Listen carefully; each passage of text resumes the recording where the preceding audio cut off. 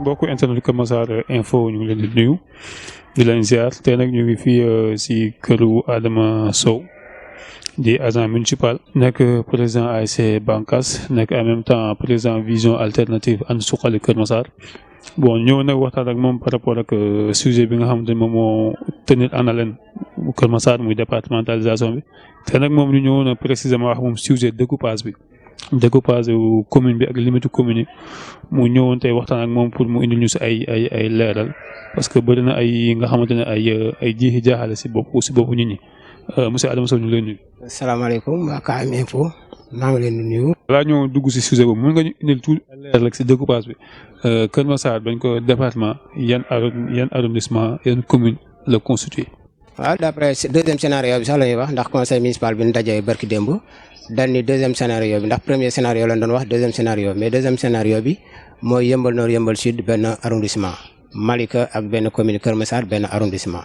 Jaxaay ak commune bi ñuy wax commune Aynou Mady benn arrondissement ñetti arrondissement yooyu moom mooy constitué commune département KeurMassar waaw. d'accord ñu ñëw si KeurMassar bi nga xam moom moo waral coow li découpage bi mën nga ñu indil ay leeral foofu. ok d'après ni ñuy interpréter yaakaar naa ne interprétation rek lañ fi wax mais ndax découpage bi ñu jox dañ ni KeurMassar sooy dugg KeurMassar da ngay jël tali bi ba ancien brigade bi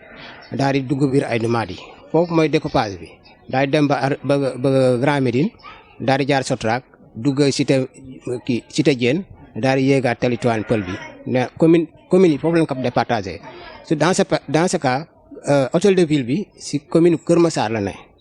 les deux cimetières si commune KeurMassar la ne nekkul commune Aynou Mady waaw plan bi ñu yore plan bu leer la découpage bu leer la kon suñu fekkante ni dañuy wax ni hôtel de ville bi si beneen commune la nekk tamit ñun dañuy yaakaar ni loolu dañuy créer ay amalgame rek waaw ñun moom xam nañ hôtel de ville bi si commune KeurMassar la ne. mën nga ñëwaatal si ñi nga xamante ne par exemple ñu naan KeurMassar village dañ koo xaar ñaar loolu aussi réponse nga siy joxe. waaw KeurMassar mënuñu ko xaar ñaar ndax xam nga su fekkente ni dañuy dem ba Tivaouane Peulh di proposer naan commune Tivaouane Peulh na bokk si département KeurMassar kon ay réalité socio-culturelle la ñuy wax su boobaa xam nga lan moo tax ñuy wax village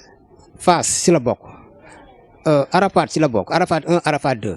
ak quartier Fass ak sunu centre de vote bi nga xamante ni moo gën a rëy si commune KeurMassar si KeurMassar village la bokk waaw kon comment ñuy xool lu mel noonu ñu doon naan dañ koy rattaché si beneen commune. xam nga loolu su fekkante ne réalité socio-culturelle la ñuy wax rek loolu mënul ne ay incohérence la te villageois yi mënuñu comprendre loolu mënuñu nangu loolu plan bi ñu yor nag moom loolu amu si comme que dañuy interpréter nag ñun dañuy leeralal loolu commune KeurMassar hôtel de ville bi si maire commune KeurMassar la ne si li ñu gis si plan bi ba ñu gis beneen découpage nag mais découpage bi ñu présenté si loolu lañ si gis. mën nga ñëwal aussi si limite yi parce que aussi créé na un peu de jiixi jaaxa si bopp ñi ni quoi. waaw limite yi moom xam nga ñoom fi mu ne su fekkente ne amuñu dara lu ñuy nëbb leer na nañ si bopp nit ñi ndax plan bi ñun dañ ko gis mu leer nañ su fekkente ni géographe nga wala am na loo jàng tuuti suñ la wanee point bi nga xamante ni mooy hôtel de ville KeurMassar si plan bi découpage bi di nga xam ne hôtel de ville KeurMassar mi ngi nekk si commune bi ñu tuddee commune KeurMassar. léegi am na ñuy relever aussi ay incohérence si limite yi suñ diggante ak Mbao si diggante ak Jaxaay yow yan leeral nga mun a apporter internet KeurMassar info. damay njëkk a wax si commune Jaxaay man mi nga gis ni agent recette la patente man maa koy tourné at bu jot parti bi nga xamante ni parti bi Jaxaay nekk fa lay tourné patente presque unité 1 ba guy ga ñaari at yi passé yëpp tourné wuñ ko parce que dafa am litige ñu nag Jaxaay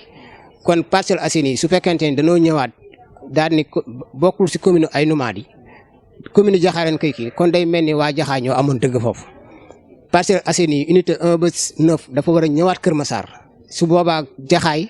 daal di mën a jëlaat ñàkk rob su boobaa loolu mooy délimite loolu mooy commune bu normal bu nga xamante ni moom la ñu daan présenté mais fi mu ne su fekkente ni Parcelles Assainies dañ ko bëgg a jël yóbbu ko Jaxaay loolu moo waral fi mu ne actuellement nii superficie Aynou Mady nangu ñoo wax réellement ñaata la si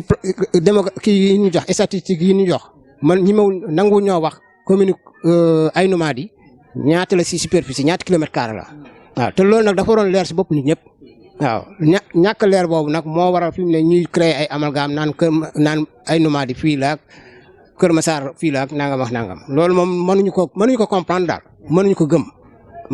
fekkente ni d'après côté de limitation ñu nekk waa Malika déjà réglé woon nañ ko ba suñu detti na patente sax foofu amul problème gars yi dañuy fay fii di fay bee commune côté Mbao tamit honorable d'accord maire d'accord na yem fi nga xamante ni foofu la ko anaat yemale woon mais côté Jaxaay foofu moo desoon te fi mu ne actuellement découpage bii ñu wax ni commune ay Numaat yi loolu day wane ni comme quoi que ni Jaxaay moom moomoon foofu waaw li ñu daan tourné kon day mel ni moomuñu ko waaw kon quartier Aliou Ndiaye si boppam sax day mel ni kon Jaxaay la bokk waaw te loolu moom du lu ñuy seetaan waaw loolu moom du lu ñuy seetaan. maanaam comme Kër Massar bi nga xam ne dañu woon avant département 25 kilomètres carrés la woon léegi ñu découpé ko def ko ay communes ñu ne commune Kër Massar rek 20,8 kilomètres carrés la donc yeneen ay Numaat moom superficie am ñaata la. waaw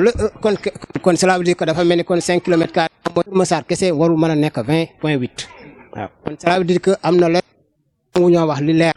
d'accord pour finir ban message ngay lancer waa Kër Massar village pour dalal seen xel par rapport ak découpage bi nga xamante ne moom moo am. waaw c'est que dañoo war a rester vigilant waaw su fekkente lii ñuy wax nii moom la ñuy wan